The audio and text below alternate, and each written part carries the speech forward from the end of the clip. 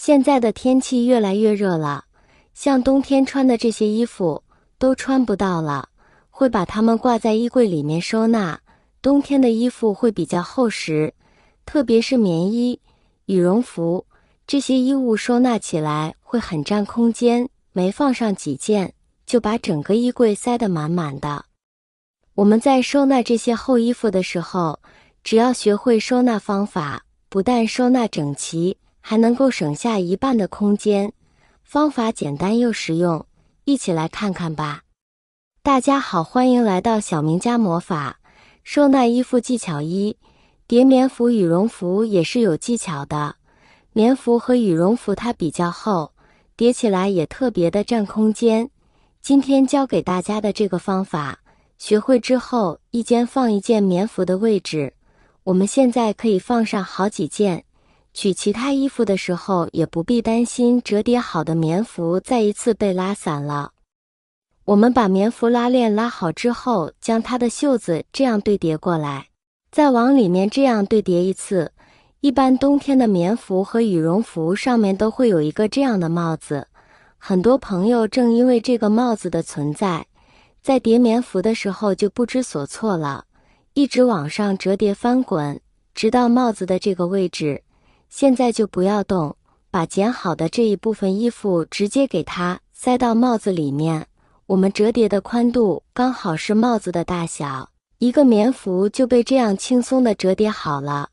折叠好之后，可以看到特别像一个抱枕的样子，大大的一件棉服瞬间就变成了这么一小坨，随便放在哪里都能放衣柜里面，一下子可以扔好多个，都不占空间了。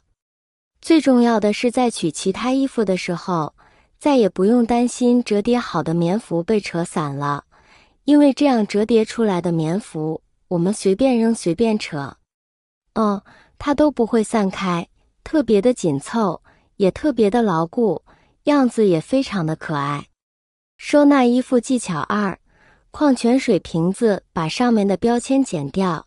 塑料瓶子最好就准备平常一般大的，不要太大，也不要太小，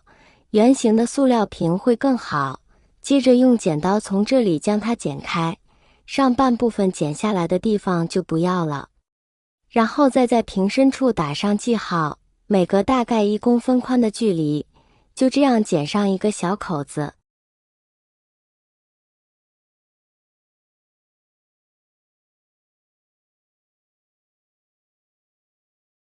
接着从剪开的开口处将它一圈一圈的剪下来，剪成一个一个的小塑料圈。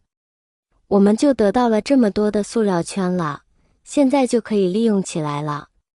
这个时候可以把剪下来的塑料圈这样套在衣架上，然后再挂上另一件衣服。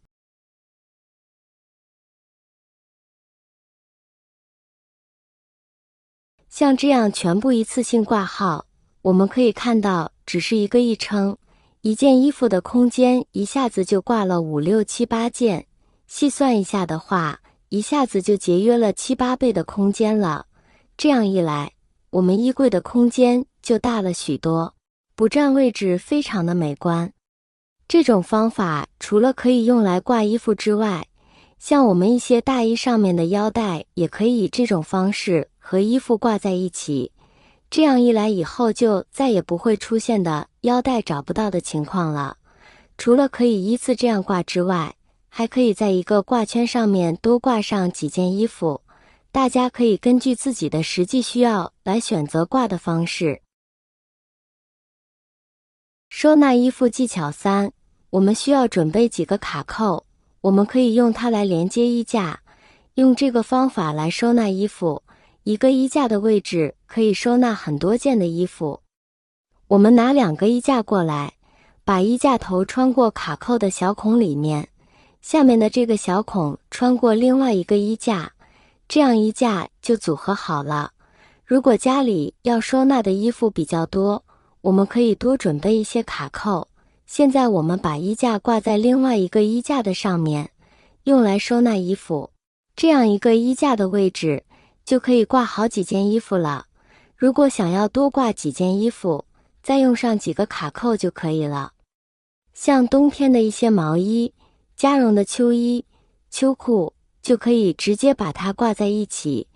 这些衣服的重量会比较轻一些，我们就可以多挂几件，这样一下子就可以给衣柜里面省下很多空间了。即使家里的衣柜空间比较小，也不用担心衣服没地方挂了。